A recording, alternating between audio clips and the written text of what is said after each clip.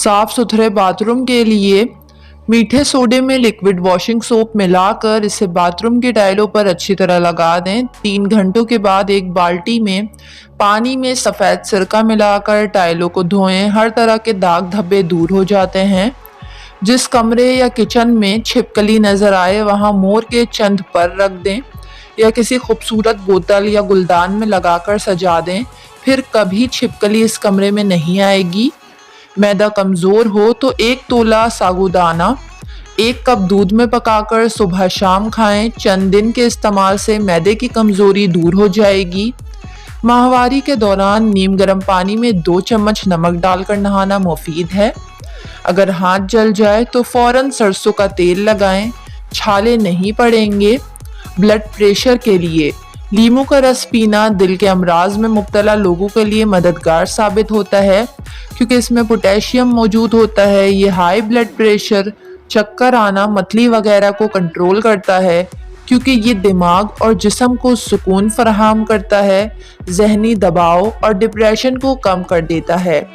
नाफ में तेल लगाने से सर की खुश्की, दिमाग की खुश्की, आंखों के सामने अंधेरा छा जाना और सर का चकराना सब मसाइल दूर हो जाते हैं।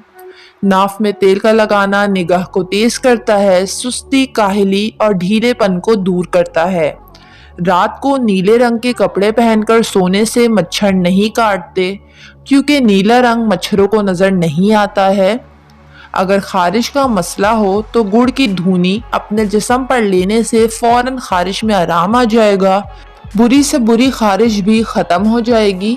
माइग्रेन का इलाज, ब्लड के अंदर ग्लूकोज लेवल बढ़ाने के लिए 3 से 5 खजूर खाएं। इससे माइग्रेन का दर्द ख़त्म हो जाता है क्योंकि इसमें शिफा है। मामूली गर्म पानी में नमक घोलकर दिन में 2 दफ़ा गरारे करने से टॉन्सिल्स की तकलीफ दूर हो जाती है। या हल्दी और शक्कर 1-1 चम्मच लेकर इसे फाँक लें और फिर गर्म दूध आहिस्ता आहिस्ता पी लें, फ़ायदा होगा। बैरूनी इलाज के लिए हल्दी को शहद में मिलाकर टॉन्सिल्स पर लगाने से बड़े हुए टॉन्सिल्स बैठ जाते हैं। अगर ठंड लग जाए तो 1 खाने का चम्मच नीम गर्म शहद, 1/4 चम्मच पिसी दालचीनी रोज़ाना 3 मरतबा इस्तेमाल करें। पुराने से पुराना बलगम, साइनस के मसाइल और ठंड दूर करता है।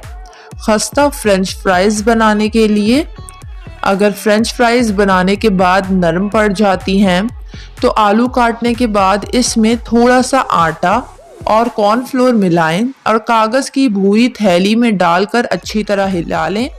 जब फ्रेंच फ्राइज़ पर आटा और कॉर्नफ्लोर की कोटिंग अच्छी से हो जाए तो इसे तलें और फिर तलने के बाद इन्हें टिश्यू पेपर पर निकालें और नमक छिड़क दें और इसको आप कई दिनों तक स्टोर कर सकते हैं। जब आपका दिल चाहे आप फ्राइज़ तलें और खाएं। वीडियो को लाइक और चैनल को ज़रूर सब्सक्राइब कर दें।